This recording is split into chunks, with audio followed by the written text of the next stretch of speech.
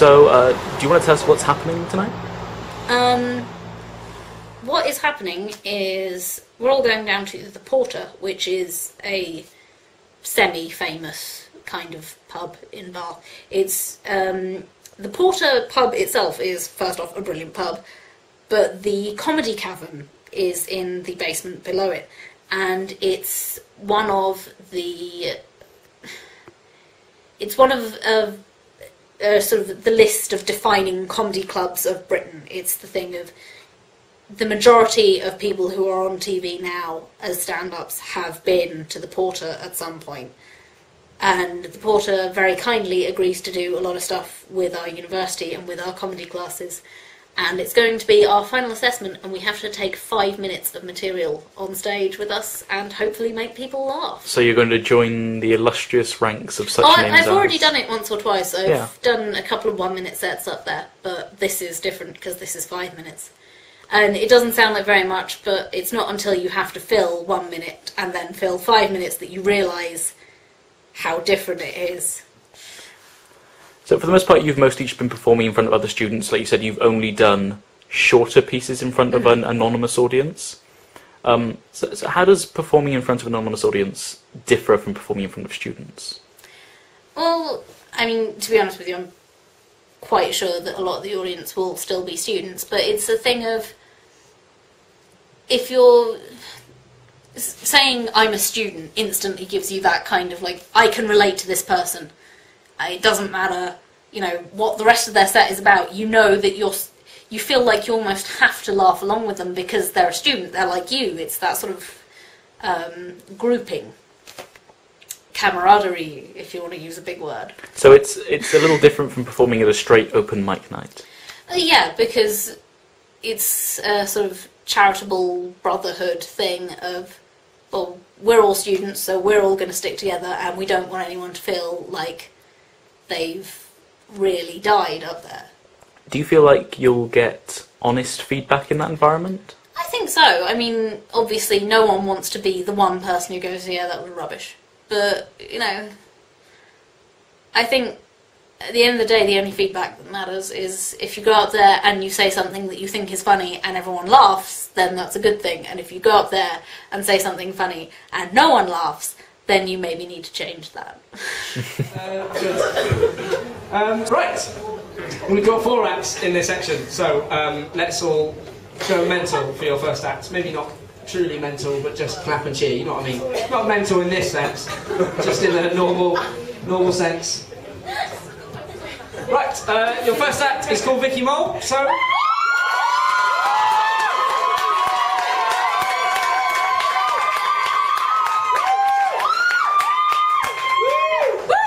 Ladies, gents, my lord. Maybe you'll shut up about it now. Right, yes, so tonight I want to talk to you about sex and sexuality, my favourite Jane Austen book. No, I want to talk about sex and relationships, because...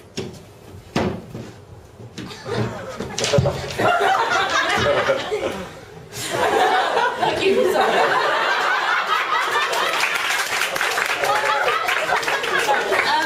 I want to talk to you about sex and relationships, because you might not think it to look at me, but I am female. And straight too, despite what they used to say about me at school. They used to say I was a lesbian, because, you know, oh, I wore jeans, and oh, I had short hair, and oh, I slept with a woman. That last part didn't really happen. She turned me down for Jackie Stubbs in class 5. Bitch. Anyway, no. The thing is, actually, fun fact, since I've had my hair cut short, the amount of sex I have had has increased exponentially. In that, since I've had my hair cut short, I have had sex. Though that said, the one guy I have been with is shorter than me, skinnier than me, and has so much blonde hair I saw Tangled as a documentary. He looks like Aslan screwed Rapunzel. I I don't know whether that actually, dispels any myths or just creates new ones. So, but besides the point. Yeah, that relationship has actually recently ended. Aww. Who woos? Sorry, Vikkie. Heartless.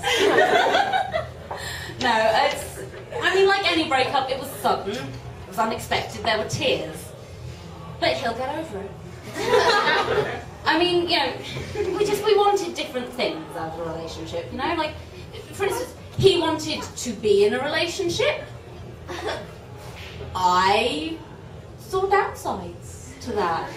And, the other thing was, he had a hobby. And this isn't the kind of hobby you can talk about with just anyone. It was the sort of hobby that required ordering a lot of specialist parts off the internet. Batteries, lubrication fluids.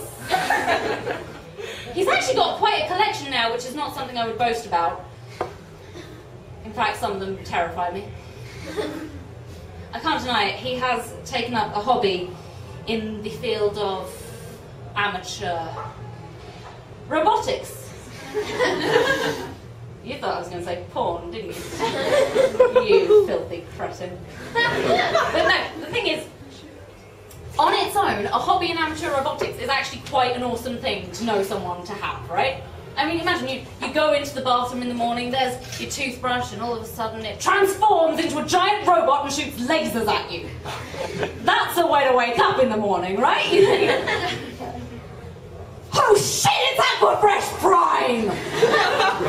That's a way to wake up. Knowing my luck, he'd have gotten stuck at the stage where you go into the bathroom in the morning, there's your toothbrush, all of a sudden it decides to roll away from you so that it's permanently 2 inches out of reach.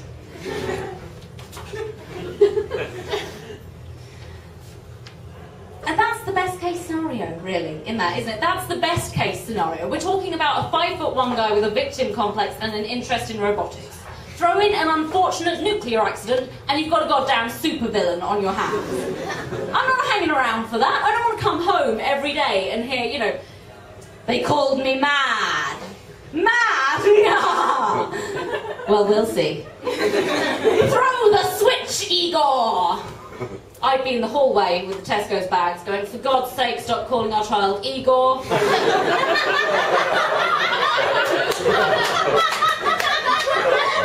Her name is Susan. And I don't want to know what you've been doing in the kitchen, just clean up. I don't want the engine oil isn't gravy talk again.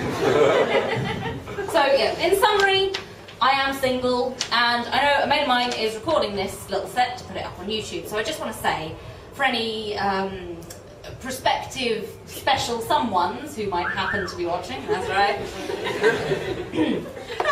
if things didn't work out with Jackie Stubbs, we need to catch up.